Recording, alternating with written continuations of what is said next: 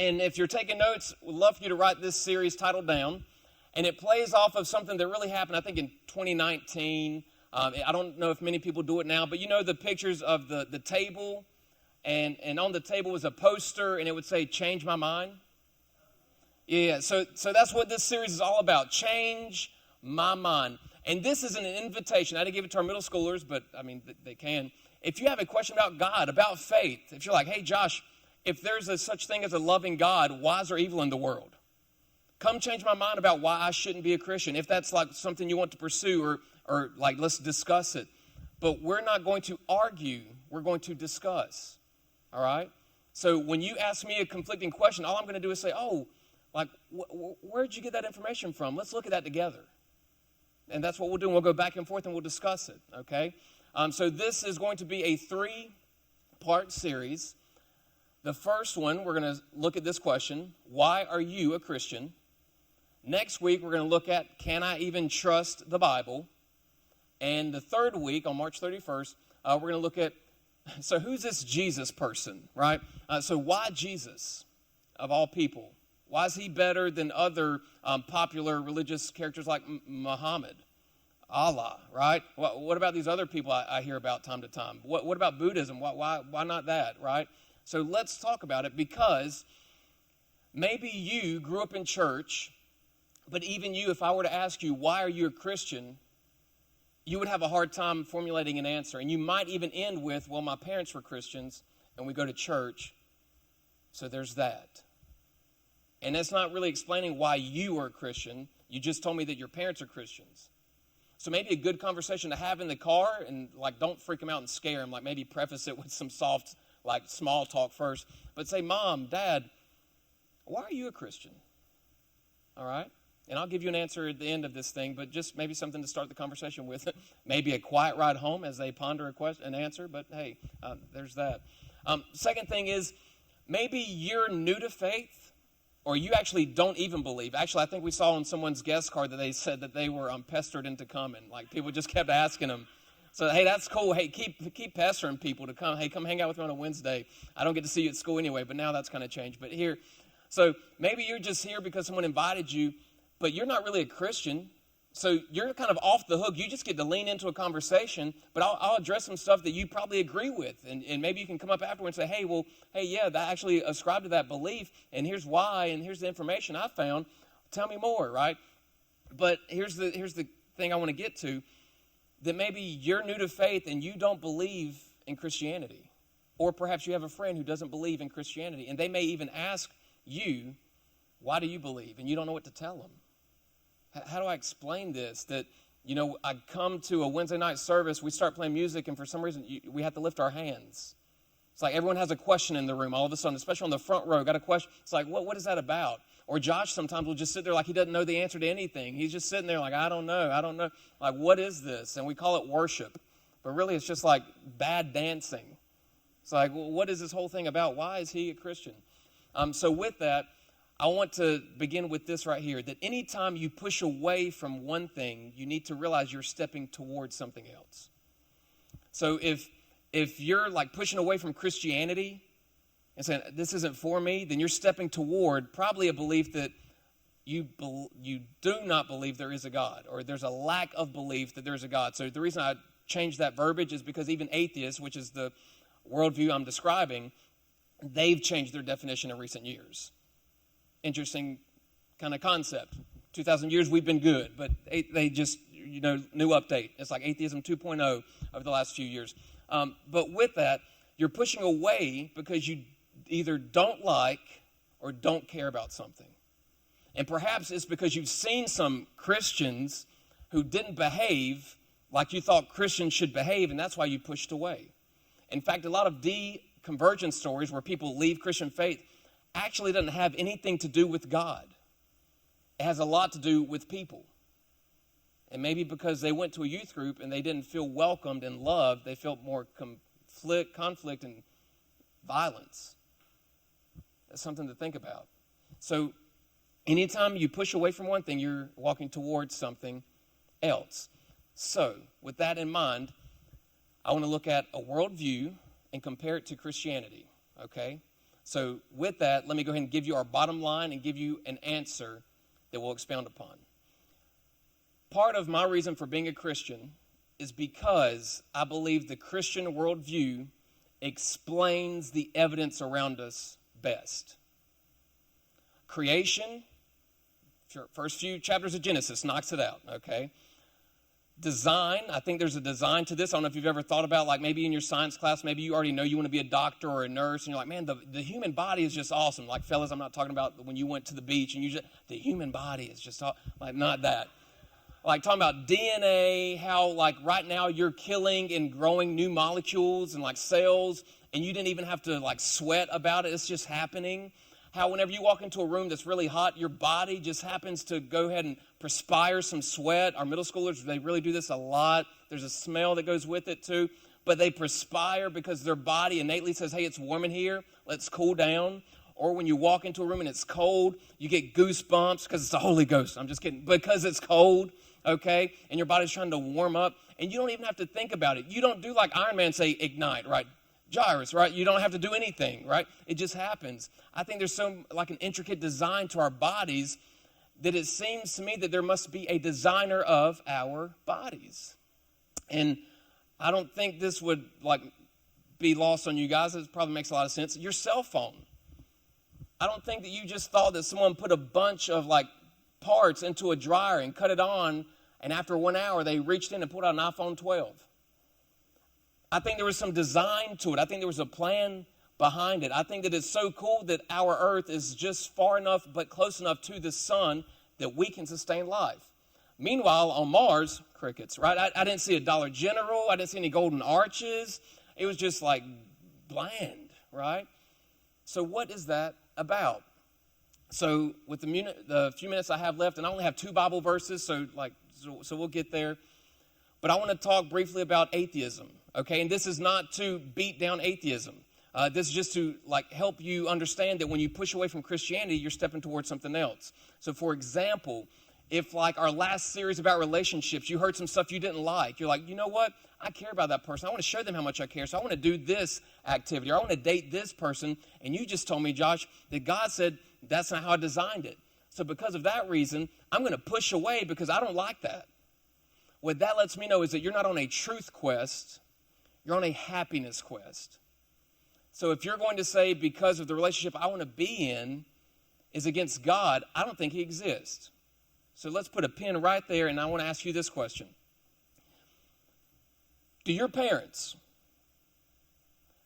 like everyone that you've dated? Okay, collective no, all right? So does that mean that your parents don't exist?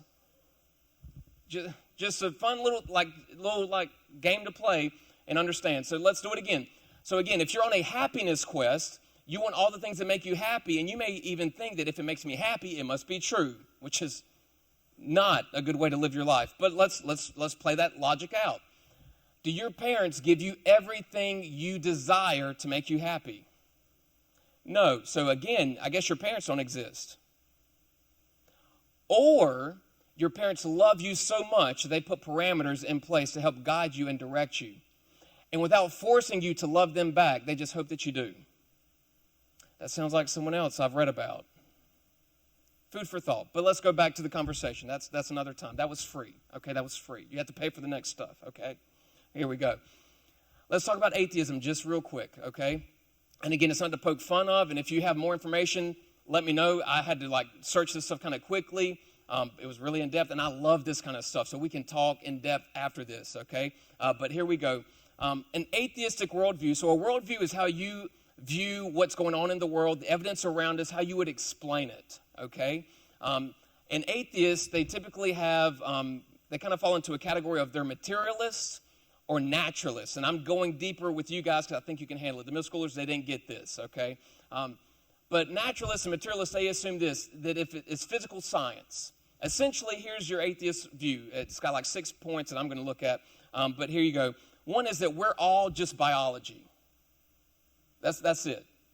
That we're all just like sacks of cells. We're moist robots moving around, right? And that's all we are. So in that, we're just here to procreate the earth and we're just interacting with other moist robots, other groups of molecules bouncing around, and that's kind of life. That means that there's no like personality, there's no like you in there. In fact, I believe it was Hitchens, who was a well-known atheist. When he was getting sick of pneumonia, his doctors kept saying, hey, your body's doing this, your body's doing that, hey, your body's shutting down here. And he got angry and said, he said, I don't have a body, I am a body. So the worldview of just being biology, just being a group of cells, means there's not like a you in there. It doesn't account for feelings. You can't explain it in this worldview. Again, that doesn't mean that atheists don't have feelings. They do. They just can't explain it through that worldview. So food for thought. Another point, there's no free will. It's just like determinism. Like we're just like kind of robotic. We're going to live out our lifespan and do whatever it is we do. The trees are going to grow. It's kind of like what we're all in the same grouping of trees. And it's just no free will, which is ironic because I see many, I'm assuming atheists look both ways before they cross the street. It's like, why not just, hey, step out in faith, man. It's determined, right? Just, you're good. You're good. Whenever it happens, it happens. I'm going to look both ways, right? Moving on to the next one. There's no value. Like you don't value your job or whenever you achieve something. You don't value you as a person or other people as a person. There's no value. You can't account for that in this worldview. The next thing is that they believe that something, the whole universe, for example, came from nothing, which is an interesting concept. Maybe in class you've learned about the Big Bang Theory. It's not the Big Bang. It's not just a TV show. It's actually a theory. And hey, maybe that happened. I'll give you that. If you're like, well, I believe the Big Bang Theory. Cool. Hey, man, more power to you. I'll give you that. I just happen to think I know who banged it. You can go back and back and back and back, and it's hard to credit. Science can account for that all these things with intricate design and how they formulate came from nothing. And just another side note, I'd never have been standing beside the ocean and looked and saw a new human species walk out of the water and think, man, that's a 5-star athlete right there. That's going to be a good species, right? We about to all be taken out, right? I've never done that. And just to play it a bit further, and I've never, I would be, I'm sure, I can't stand on the stage with people who are much smarter than I am, but I've always wondered this. If there's no such thing as a soul or a person, like we just talked about, if we're all just bags of cells, and I don't mean to be insensitive to anyone that's been through this with a family member, but why is it that when someone is on a ventilator, that why is it that when we give them oxygen, it just doesn't, plug them back up and we're good to go now? Why is it not when my cell phone dies and I plug it back in, it gets the energy it needs, it comes back? I've just always kind of wondered that. And atheism doesn't quite explain that if it's all just science and we're all just biology, it doesn't quite make sense to me. If we can just plug them back in, why doesn't it work? But the last point, natural selection, a really cool idea, but when you read about natural selection, it seems that there's a bit of a design in there by some designer. So it's kind of interesting when you read about that. And then the last one is this. Atheism cannot explain morality. That is, again, not to say that atheists aren't moral. That's what I'm saying. There are plenty of moral atheists and other religions, of course, as well. It just can't explain it because we're just blobs of cells. So who's to say what's right and what's wrong, right? So with that in mind, let's again pose this. Are you on a truth quest or a happiness quest? Because you can pick and choose whatever you want to, but in some cases, a lot of atheistic arguments have to pull from God and try to use it against God. It's kind of interesting. But let's go a little bit further. Okay, you ready for this? All right, so now if I'm you, I've got my questions that I'm writing down. I'm saying after this, I'm going to go up to him. I'm going to ask him this question. So let me go ahead and ask this question for you in case maybe you have it. Josh, why is it or how is it that a loving God could allow evil in the world? My first response would be this, that this isn't heaven. So the things you read about, like what heaven's going to be like, this isn't it. And when people pass away, it's not, in a Christian worldview, they haven't died, they've just been relocated until Jesus gets back, and then there's going to be a new heaven, and we're going to have new bodies, okay? But let's put that aside because maybe you're not there yet in your faith or you didn't understand. So again, how could a loving God let there be evil in the world. And maybe you have a personal, deep, painful story, and I'm so sorry that happened to you. So that's really my first response. But I would say this, that if God took out all the evil in the world, that means he would take all of us out of the world. I want to take it further because you're in high school and I think you can handle this. Well, Josh, how about this? I know of an issue, and I'm not, again, trying to be insensitive. I just want to talk about the real things, okay? It's squad. Can we be real? All right, so issues of rape. Josh, why didn't God show up and stop rape? Why didn't God show up and stop this tragic event from taking place? That would be a good God. That would be a just God. Where was he at? And again, I would say, I'm so sorry you had to experience that. I'm so sorry that someone you cared about went through that. But one of two things. First off, we all have free will because God created a world where he loved us so we could have free will to decide. He instructed us to love God and love people. Whether we do that or not is up to us, okay? But let me tell you another story because we're talking about morality. And if you've read your Bible, you'd be like, well, I got one for you, Josh. In Joshua, in fact, why did God instruct the Israelites to kill this entire village? To take out the Canaanites? Why would he do that? Why would he allow that? Why would he order that? That's genocide. And Hitler did that, Josh, and you saw what happened to him. How could you justify that? And I would say whenever you read Scripture, and we'll talk about this next week some more, make sure you have context. Because what you should know about the Canaanites is they worshiped a god, and their idol for this god was this huge metal fixture, almost like a woman with her arms crossed holding, like she'd be holding a baby. And what they would do with this is they would light it and heat it up, and it was metal, so it would get really hot. And they would sacrifice their children on this idol. And for 400 years, God let it go on, and then he showed up and said, enough of that. So the same argument used against the rape thing, God did show up there. And for 400 years, it was almost like a chance for them to repent and stop doing it, stop doing it, stop doing it, take them out. I'm tired of that kind of behavior. And it's not a political issue, but you could equate some of that behavior to rights for abortion now. So whenever you get into those kind of conversations, again, it's not pushing back against someone. With love and kindness, just say, be careful about that one. You understand? So, again, all different worldviews, it's just hard to explain through different contexts, but Christianity seems to have an explanation for it. So can we move on a little bit deeper? Is that okay? All right, digging a little bit deeper. I hope you got your shovels ready. Here we go. So when it comes to evil in the world, here's what you also have to understand. So I'm at my table now, change my mind table. Here we go. If you are claiming, and maybe you're one that pushes back against faith or have a friend and they've asked this question, so here's a response you can give them. If you're claiming that evil does exist in the world, then you're also claiming that good exists in the world. Wow, Josh is really deep. Yeah, right? So I think we can all agree there. But here's the kicker.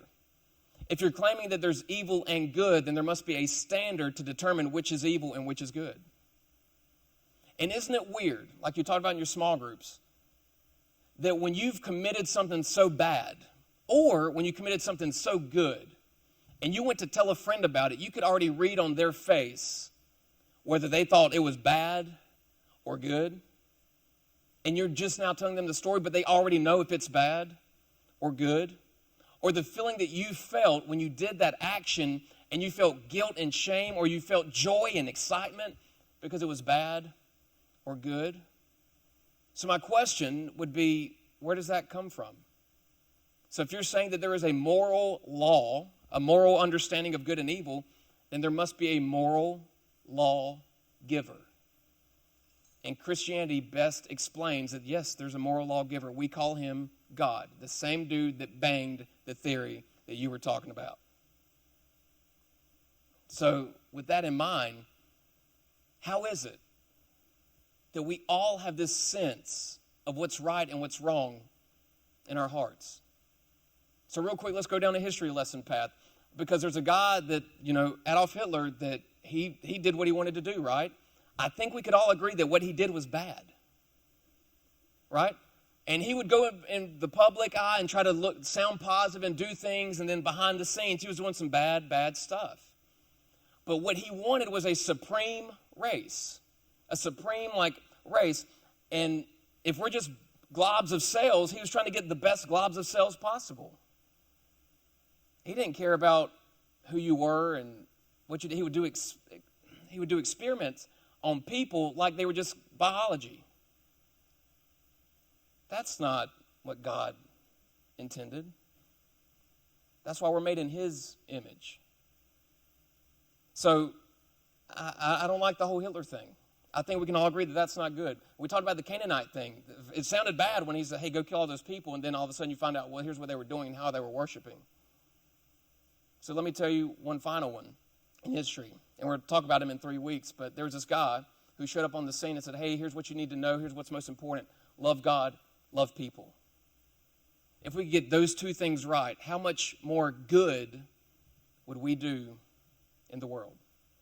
Even for people who don't agree with our view of the world. So with that in mind, I want to now explain and look at how Paul wrote about morality. Because it's strange to me, and I've always thought this, you realize you don't have to teach, we didn't have to teach our son how to keep what was his. Like if there's a bunch of toys and other kids around, we don't have to teach him how to mine. We didn't have to teach him those words. He just, mine. That's mine. I don't know if it was the movie, mine. I don't know if it was that. He just knew it. What we have to teach him is to share. It's almost like we're born with this nature to preserve ourselves and do what's best for me. And Jesus shows up and says, hey, it's about serving other people. It's going to take some time, but love God, love people, and you can get there. So Paul wrote this letter, and he did it in 57 A.D. The reason that's important is because Jesus died in 33 A.D., and this is not the first letter Paul wrote. But this particular letter, called Romans, was written for a Roman church to a bunch of people who did not previously worship God. They were atheists. They were people who didn't follow the Jewish God. They may have worshiped other gods, the pagan gods, right? The sun god, all those things that you've read about in some of your classes. But they didn't worship God, and they were called Gentiles. And he's writing this letter and really focused on them, and here's why. Because all of a sudden, for some time now, a bunch of those unworshiping, ungodly Christian people became Christian people.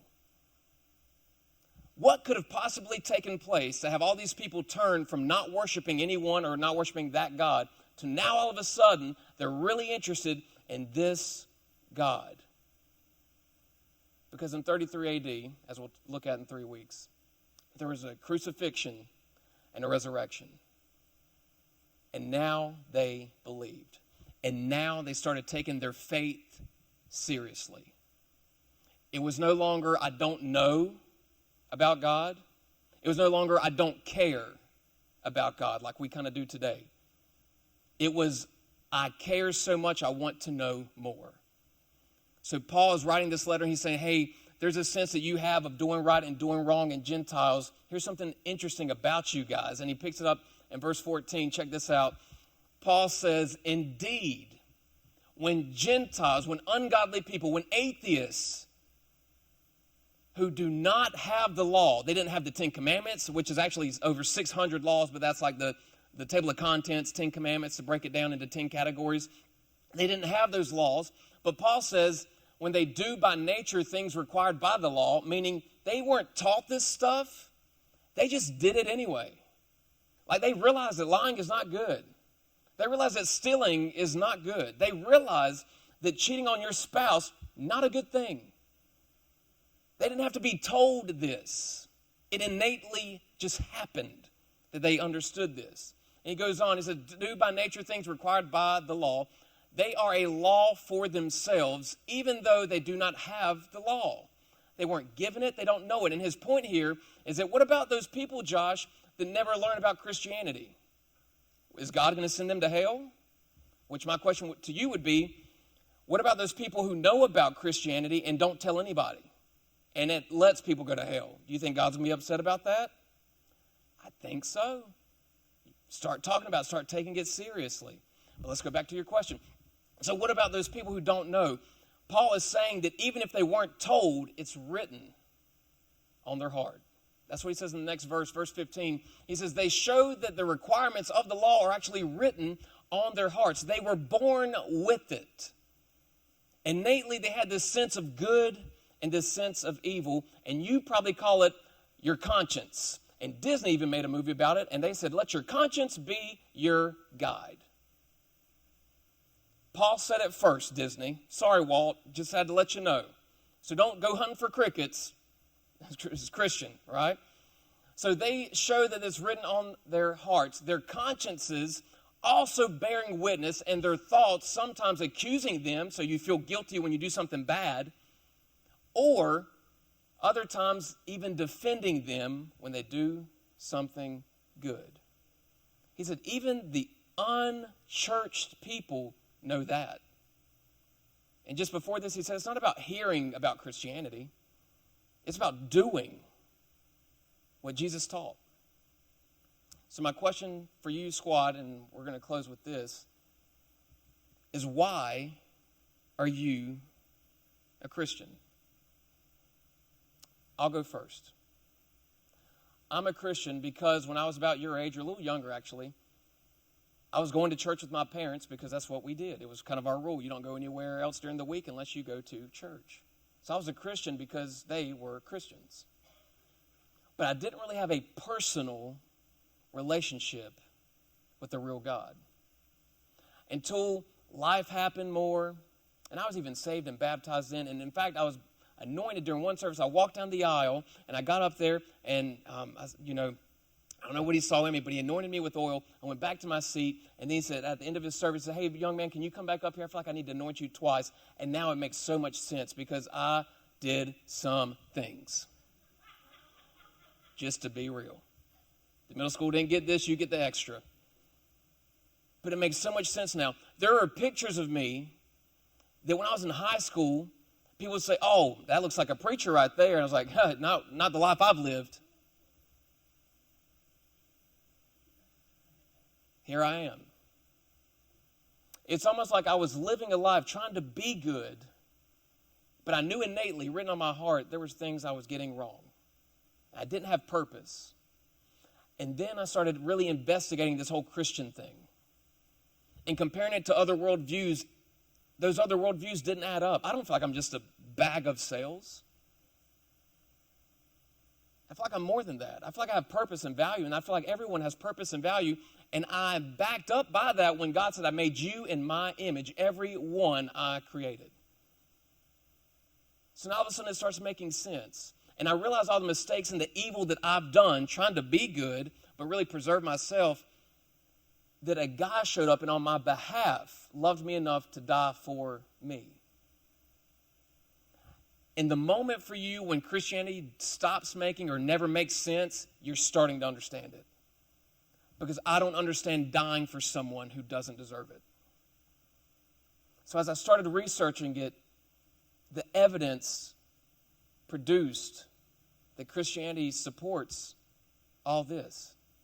Does that mean, Josh, that you don't have questions? No, I have questions. But my doubts are drifting away. My response to some of the questions is, I'll ask them when I get there. But while I'm here, there's got to be more I can do. Because I know I've done the bad things. What can I do now? So for me, I'm a Christian because the evidence is best explained through Christianity. And a collection of writers and their separate writings tended to make it all fit together. It's like you show up to a crime scene and you investigate all these different witnesses and their stories vary just enough to where it all makes sense, because if it all matched letter by letter, I would have a lot of questions. Like, I think y'all got together and y'all planned this. That's why whenever you are arrested, hopefully not at squad, again, going back to our first message, we're not going to put you all in the same room and say, hey, what happened? Let you sit there together and talk about it for a little bit and get your story straight. We're going to divide you up. And that's what happened. And it all made sense. So much so that a bunch of unchurched, ungodly people started following the most godly person. So squad, last question. Why are you a Christian? Because it can't be because of your parents. It's got to be a personal and real relationship with a very real God.